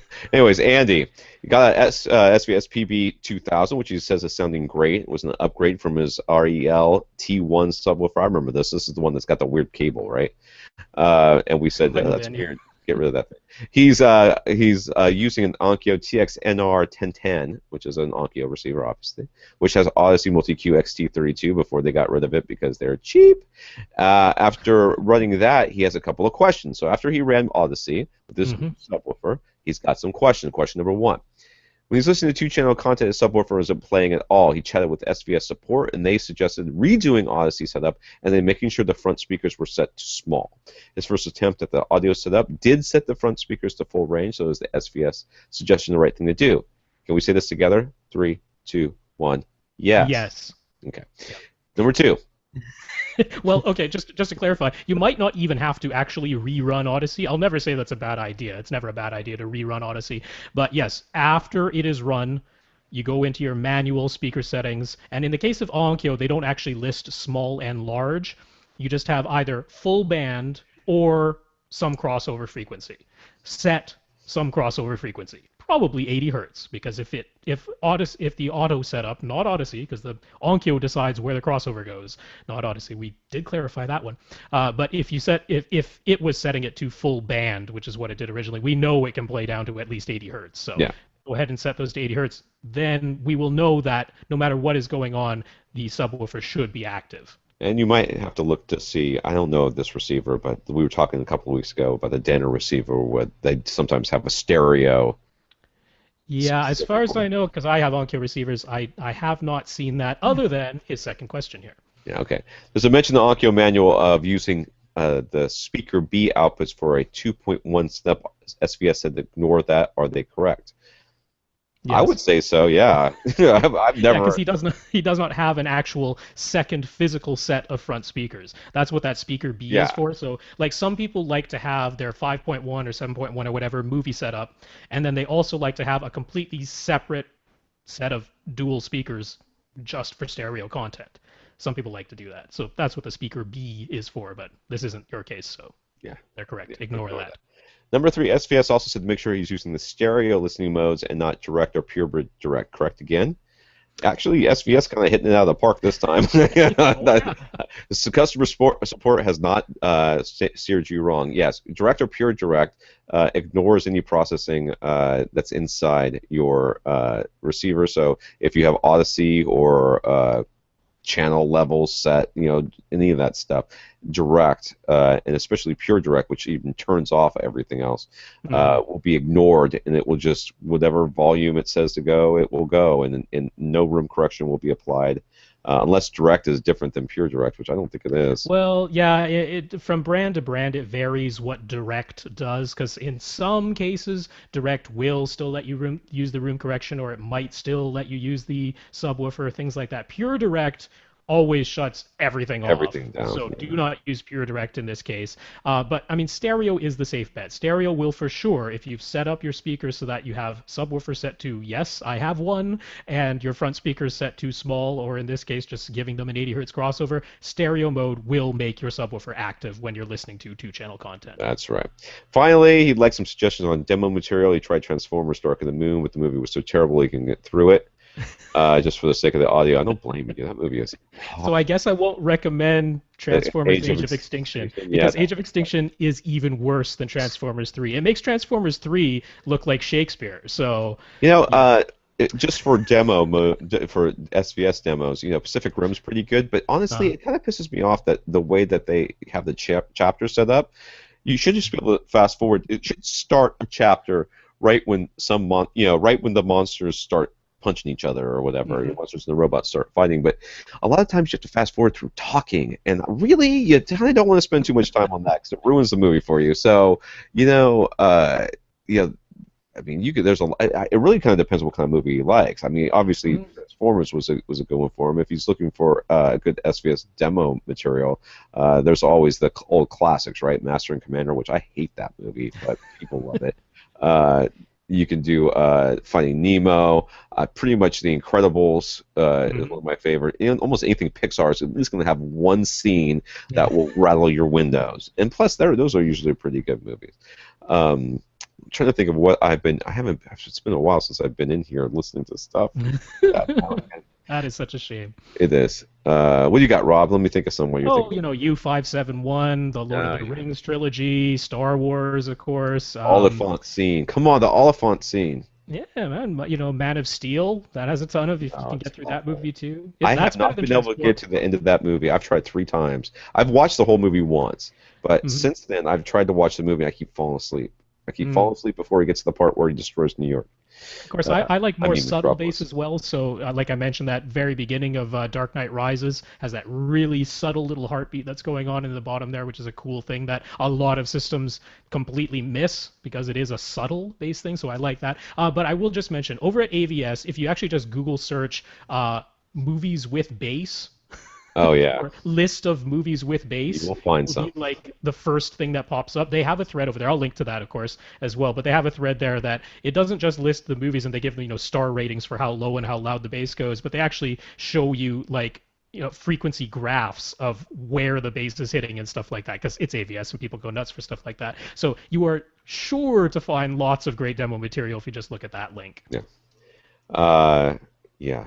There's lots, and there was a disc that you could download the content for it. It was kind of totally Oh, illegal. that's right. Yeah. Over at AVS as well, which had The like demo it was a disc. Yeah. Blu-ray thing, and you could burn it yourself, and it had a bunch of. It was all separated into chapters. Like, okay, these Hmm. are base demos. This is that, and it had like clips of different movies, which is also kind of good. You can also sometimes contact, or not maybe contact, but find like THX demo discs and that sort of thing. That's also. I mean, I've usually got some of those kind of hanging around. So you'd have to come to my house to see if I have any, and then I'd have to hand you one, which doesn't always happen unless you hand me beer first. All right, Greg. Last week we wondered aloud why Greg wanted to replace his Marantz NR1403. That's a slimline Marantz receiver. Hmm. He says he's got a pair of SVS PB1000 on the way, and he was thinking he'd like more power for his speakers and dual subwoofer outputs. What are his speakers? Do we know what the speakers are? I don't know offhand. If you'd mentioned, I think he mentioned it, but I don't recall offhand. I'm sorry. Anyways, so I don't know why now that you have new subwoofers coming, you need more power for your speakers, but I guess that makes sense in Gregland. All right, is there any advantage to using a receiver or processor with dual subwoofer outputs versus just splitting a single subwoofer output with a Y cable? Convenience. Barely. I mean, barely, because you can have those short little Y it's not splitters. barely. It's really a convenience. It is because you get a test tone for each one, right?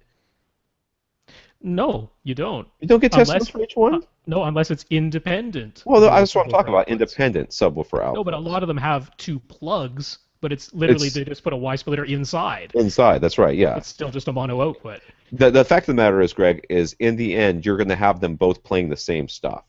That's Mhm. the whole point. You don't want stereo subs. You don't want to have one sub playing one thing and one sub playing the other. You want to have both subs playing the same content. Okay, that's how you get that even bass. All right. Mhm. That being said, if the Y, so even if they have independent subwoofer outputs, the convenience comes in is you get an individual test tone. You have to turn one sub off and turn the other one on if you want to level match them.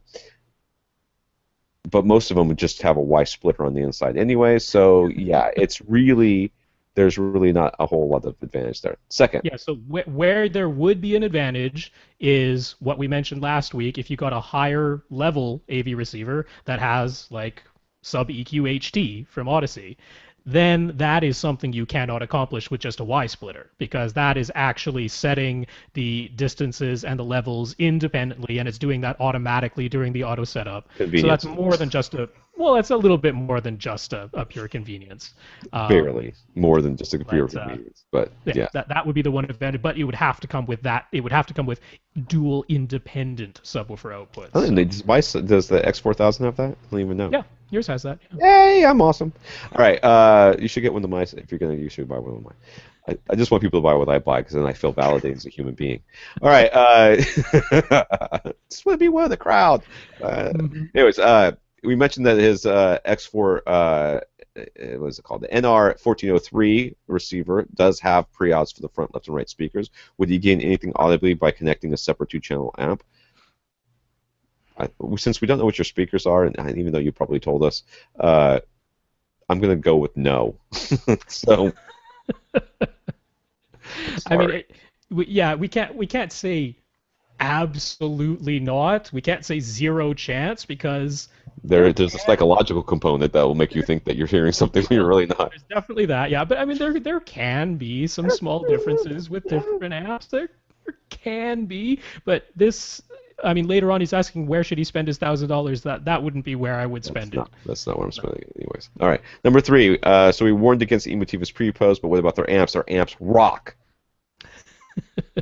Okay, so I think we can both agree on that, right? There are Yeah, amps which they will are have universal. fantastic values. Yeah, it was interesting. I just want to mention there was Chris Heinen did a couple of amplifier reviews. He did the new ATI signature amps. That's their 6000 series, which are very expensive. They start at $4,000 for the two-channel version. Very, very expensive. But I mean, he couldn't help but remark on how silent they were because, like, you connect this up, you power it up fully, you turn the volume up as loud as it goes without any content playing, and he's like, there is nothing. It is a dead, silent noise floor. Enough that he wanted to remark on it, Yeah. right? So that's cool, and no transformer noise. Like, put your ear right onto the the chassis of the thing. There's no hum. Can you There's guess what nothing. kind of It's amps Rob silent. has? In case anybody was wondering. Well, AT. mine aren't even that silent. I mean, mine are ATI brand amps, but they're not that silent. But I love a zero noise floor. I love that. I love when it's sitting idle or you're going in between songs or there's a silent moment in a movie. I love when there is no hiss coming from your tweeters. So it was funny because he reviewed the XPA1 Generation 2. That's actually like their flagship amp other than their crazy powerful XPR amplifiers. But he's like, yeah, it's got a little bit of a hiss. He's like, it's nothing terribly objectionable, but he could hear it in between songs. It was enough of a hiss he could hear it in between Yeah. songs.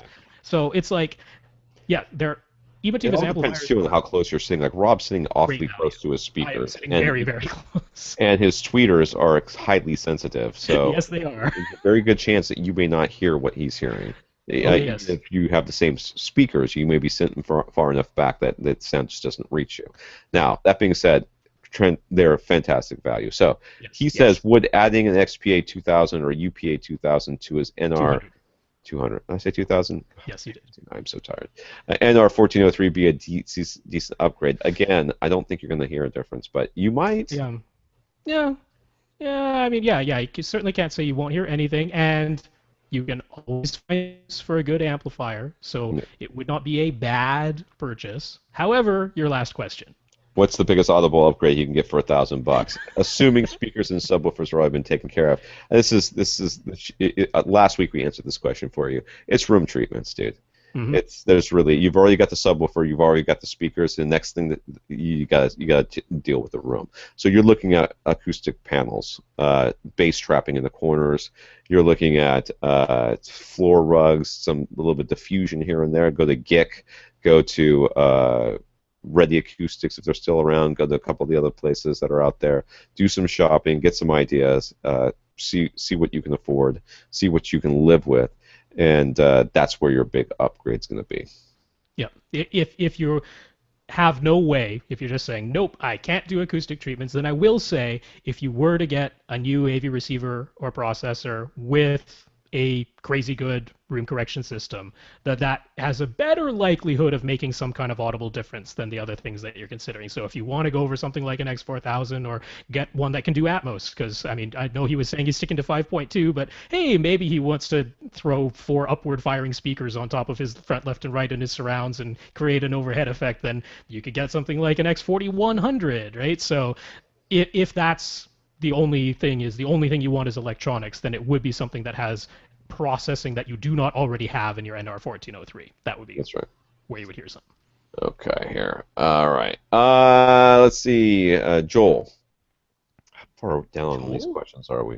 I John. think it must be John. Yeah. I have got to make this text bigger on this thing. All right, I'll send it in a bigger font next It's not time. you, it's me. I think I can change it, but I'm just like, what's the font? Show fonts. That's what I need to do. Make the font bigger. That would be nice. That would be good. Or sit closer to it. Wants to know the best way to adjust his contrast settings on his TV. He bought a Samsung bunch of letters, 720p plasma TV. So it's got to be a little bit older, I guess. Yeah, I mean, it was. I think he said it was like $400. So I mean, a 51-inch TV for $400, and it's plasma. I mean, yeah, it's 720p, but it's plasma, dude. $400. Plasma. I approve. That's a Tom approved purchase. He's trying to adjust the white level contrast setting using the AVS HD709 setup disk. I believe that's free. Is that free? It is, yeah, because you can just download it as a file. So yeah. From just a over bunch of test patterns. That's all it is. There are a few different patterns for white level, and he's having a bit of trouble nailing down the correct setting on his TV. If he uses the white clipping pattern, he can increase the white level until it starts to see a color shift, a pinkish hue, but then he can go past that setting, and the color shift goes away again. On the other test patterns, the color shift happens at different levels than when using the white clipping pattern. So how can he nail the proper contrast setting for his TV? Now, I've never used this disc, so I'm going to be, I think, pretty much useless on this question. But that being said, the first thing that came to my mind is I wonder what mode he's got his TV in, because if he doesn't have it in like theater mode, I wonder if he's got it on some sort of bright, vivid or something like that is causing some issues there, because I've never really run into that when I've used. Then again, it's free. so therefore I don't know how good it is, how good these test patterns are. But the discs that I've used, I've never run into having a contrast issue the way he's talking. Well, I can tell you another reason why this might happen because this happened with the Samsung Plasma that I used to own a while Well, there back, you and the go. reason it happens is because it adjusts the brightness, how bright the screen is when it is white, depending on how much of the screen is white. So, like, if the entire screen is white, it will be dimmer than if, say, half the screen is black and half the screen is white, then the half side that is white will be brighter than if the entire screen were white. That's Right? So irritating. it's a yeah. Well, it's because I mean it's a plasma TV, so there's a little bit of a power consumption problem if if the entire screen were white and it were as bright as when only half the screen is white, then it would be using up a tremendous amount more power. So that's why this kicks in. And I'm betting what's happening here is depending on what pattern he's using, more or less of the screen is white. And That so makes there is sort of this pumping, this up and down of how bright that white actually gets depending on the percentage of the screen. So this is a little bit of a problem. The way I would come at this is I would try to get one or two other white level test patterns. You can get them on any THX certified DVD just using their THX optimizer. You could pick up something like the Disney Wow disc or Digital Video Essentials or something like that. I would just try a few different patterns because, like you're saying, you're not going to be able to nail down one value if this is in fact what's going on. But I think that's the case here. You're not going to be able to nail down one value where every single pattern works because if this is what's going on, it's going to fluctuate a little bit. But the idea is to get where essentially you can see all of the values in the white. I mean, most calibrators agree that even though there's this idea of there's some values that are below black and some levels that are above white, we don't want to ever see the below black values because then we're seeing noise, but we do actually want to be able to see the above white values. Because sometimes if you're looking at like a snow drift or clouds in a sky or something like that, if it cuts it off right at the supposed video white level and you've cut off everything above that, then it actually does look kind of abrupt and strange. So you actually want to be able to see the above white content. So if anything, err on the side of having the contrast setting a couple of clicks lower. Right, so don't try to get it right up to the maximum of where you can do it before there's a color shift or before there's any white clipping. Err on the side of being a couple clicks lower. And if you're off by one click, it is not the end of the world. You're seeing everything you're supposed to be able to see. That's the real point here. Yeah. All right. I have my mic on. Good. Michael. Right now, Michael is storing downloaded content on his Mac and then using his wireless network to play back content in his living room. For larger files like HD movies, the playback isn't smooth. For the moment, he's resorting to transferring these files onto a USB hard drive and physically connecting that drive to his Blu-ray player.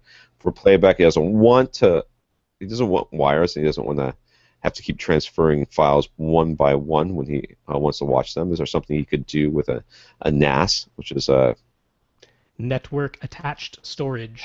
I always want to say network attached drive, so it should be a NAD, but I guess it's speaker or anything.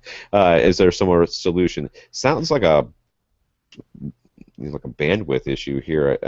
Does he need some sort of gigabit or a higher Yeah, I mean, he was saying wireless router? Yeah, he's moved. So he was saying in the place where he used to live, he just had it physically wired, right? So he's using his Blu-ray player. He's got an LG Blu-ray player that can work as a DLNA device, so it can connect to the network and play things off of a computer or off of a hard drive. So that's his playback device. So he had that just wired with Ethernet into his Ethernet switch, and then the Ethernet switch also wired into his Mac computer, and he was having no problems that way. Now in his new place, his Mac is, I guess, in another room or something like that, so he's just using wireless. Now, I mean, the trick here is one of the issues might be whatever the wireless card is in that LG Blu-ray player. Maybe that's what's not so great. If that's your bottleneck, dude, you're completely hosed. Probably, yeah, because his wireless router is probably fine. His Mac is definitely fine in terms of feeding into that wireless router. So I suspect that it might be whatever wireless card is actually built into that LG Blu-ray player, because a lot of them are not fantastic. They were sort of in there so that you could get updates, but they weren't really the greatest wireless cards in terms of being able to stream HD video over a network. So if that's the case, the only solution I could really come up with here that is at least somewhat convenient is, can you take your wireless router and move it near your LG Blu-ray player. Because if you can do that, then you can still feed the files wirelessly to the router, but then physically wire from the router. I know you're thinking I should say router, but I'm Canadian, so it's router. I'm just letting you know that there's people in Australia right now who think you are a dirty, filthy little man. Is what I'm saying. Ah, That's okay. what I'm thinking. It's Every not time you even the say it, I'm American like, thing. ooh. Sorry. Okay, router. Router it shall be. I'm just Fine. saying. I will acquiesce to the pronunciation. So, okay, fine. You can go wireless from your Mac to the wireless router. Then you can use an Ethernet cable from the wireless router directly into the LG Blu-ray player. That should work. If And that that works, the and you other haven't had to buy anything. yeah, if that works and you can't keep your router there, then Hmm. you could look at getting a wireless extender Yeah, that just yeah, has a plug on it, and then put that right next to yeah. your. Just a wireless bridge. Lots of wireless routers have a bridge mode. So all that would be doing is, it's taking the signal from your original wireless router and then giving you a way to plug an Ethernet cable from the bridge directly into your LG And Blu-ray I got player. one from Belkin that is Hmm. the worst thing Hmm. I've ever bought. I am gonna office space that bad boy when I don't need it anymore. It is gonna be Hmm. so awesome. I'm taking it out back and I'm beating it into a pulp. It is like everybody's like, "How come the internet's down?" I'm like, "Did anybody plug that thing in again?" They're like, "Oh yeah, I was using the computer." Well, unplug it because it screws up everything. So it is awful. It is awful, and I'm ugh so bad. Yeah, I think what he was maybe hoping for here was something like some sort of storage device that could wirelessly connect to his network and then hardwire directly into his Blu-ray player somehow. And that doesn't really exist. They don't have like something that has a USB output as a hard drive that also connects wirelessly, or they don't have one that where you could connect Ethernet from the Blu-ray player into the storage drive, and then the storage drive would wirelessly connect to the network. Like But that doesn't really the exist. bridge does the same thing for a heck of a lot cheaper than. Exactly. Yeah. So I mean, if you happen to just want more storage and you want to put that storage on the network, then okay, yes, some sort of network attached storage device, and that has to be hardwired. There aren't wireless network attached storage devices, or if there are, they're for like mobile purposes, not really for multimedia. So yeah, your solution here is a bridge, or just moving your wireless router to your entertainment system and plugging it Yeah, directly you into your might. Blu-ray I player. couldn't do that in my house, Right. so Oh yeah. I actually ran a wire around the outside of my entire house to get it into here, which I'm plugged into right now. Which Hmm. I will be, and then I've got a gigabit switch that I'm putting in here once my brother moves out. Yeah. Um, all right, Dave. God, we're getting late, but I want to get through at least two more questions. Yep. Dave wants to level match his speakers and to know how close he's getting to reference volume, but his Onkyo NX NR414 receiver doesn't provide a dB readout, just an arbitrary number. He has an SPL meter, but how can he properly match all his speaker levels and adjust his master volume? I got to be honest, I'm a little confused at this question, but I read the manual. I know where he's coming from. my dad had an Onkyo for a long time, and it does have like it's just some weird number. But Hmm. sometimes you can switch that. There's Hmm. usually a setting in there that you can switch. That it goes back to that dB, Yeah. then zero Negative reference numbers level. mostly. Yeah. Yeah, negative numbers mostly. Um, so that being said, I'm wondering, is he trying to set to zero reference and then set the SPL? Because if you're trying to level match your speakers, you put the test tone through your receiver unless he's using external test tones. I mean, how old is this receiver? It's certainly not old, but I read the manual and it is odd.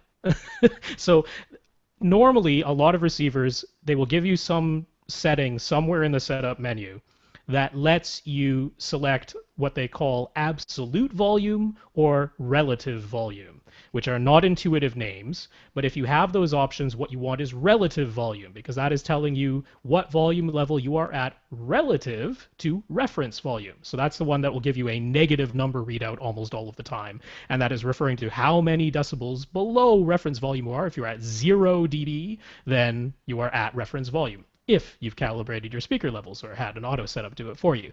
In this case, he only has an absolute volume, which is essentially an arbitrary number. It's positive numbers, because some people don't like it when their volume comes out in negative numbers, but essentially they could have said it anywhere. So I read through the whole manual. There is one mention of which Jeez. arbitrary number they picked correlates to reference volume, and it happens to be 82. I Ah, don't know why it's 82, but because it's of this. 82. Whatever. 82 on his receiver is the same as 0 dB.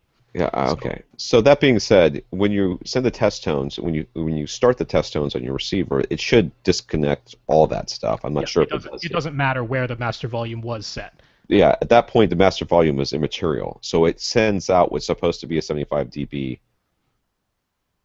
uh, a 75 dB test Hmm. tone. Then you take your little SPL meter, which he has, and you put it on a stand, hopefully Hmm. about about where your head would be, and then pointing up should be that little microphone thing should be pointing up, and then you look at it and say, okay, it's not 75. Then you change that channel until it reads 75. Then you go to the next one. So those numbers are confusing and all, but it doesn't really have any. That's why I was confused, because that has nothing to do with adjusting your speaker levels. Okay, Right. so they're two separate things. So now you know 82, for no real reason, is, I bet it's somebody's favorite number. 82 is why it is reference volume. Yep. That's the answer to question one. You had two questions, but you didn't know that. The other one is, how do you set your SPL? How do you level match your speakers? And that's how you do it. So. Well, there is another thing though, because Oh like, God. well, look, I want to give him the correct answer. There's not another. Well, why would there be another? Okay, go ahead. Because you can press a button on the remote and bring up a thing that says speaker channel levels, and I'm betting that's what he's been trying to use.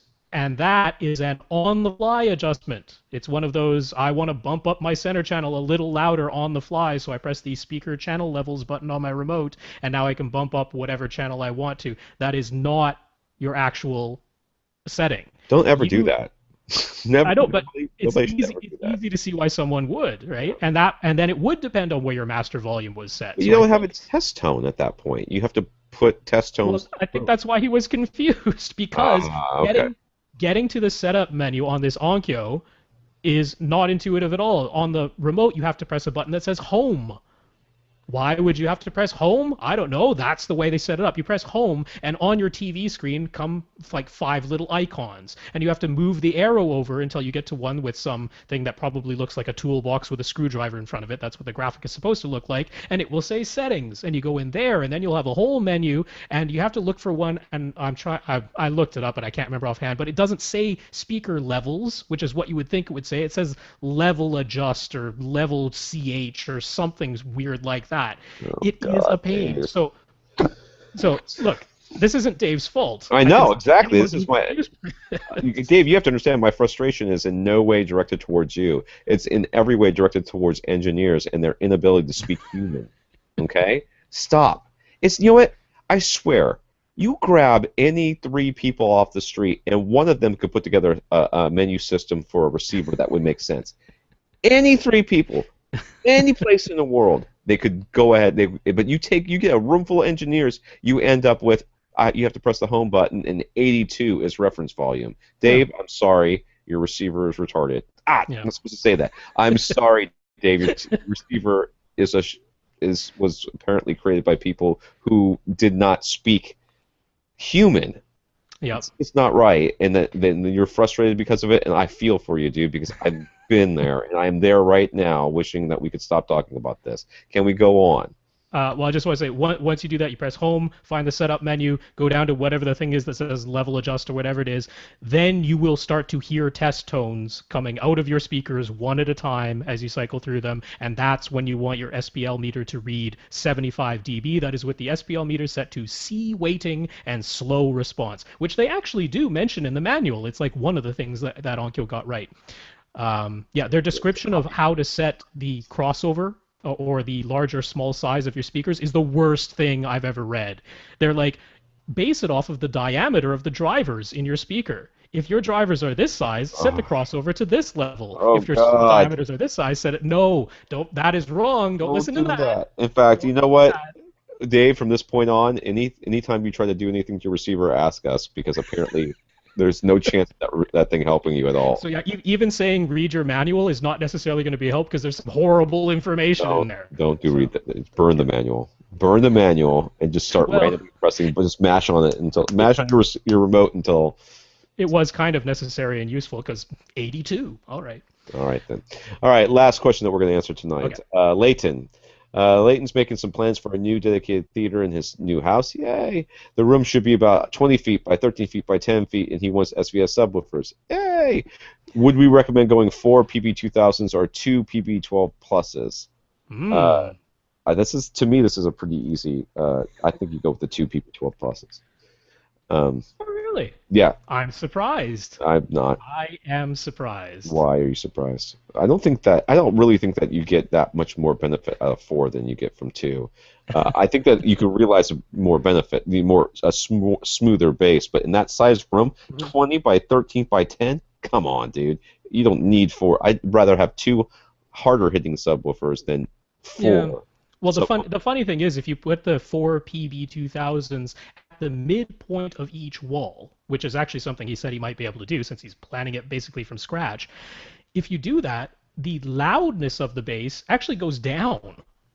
I mean, it's a totally counterintuitive thing because you're like, how can going from 2 subwoofers to 4 possibly make the bass get quieter? But it does because there's so much sound wave interference that it becomes very, very uniform. You can fix the whole thing with like 1 or 2 bands of EQ, and it will work across every single seat in your room. And that's why 4 subwoofers at the midpoint of each wall can be awesome. But it doesn't make it louder. It actually makes it a little bit quieter. This is tough. I mean, the thing is, it's output in either case is not the issue. I No. mean, 4 PB2000s, 2 PB12 pluses, they both of them have way more than enough output for the size of the room that he has.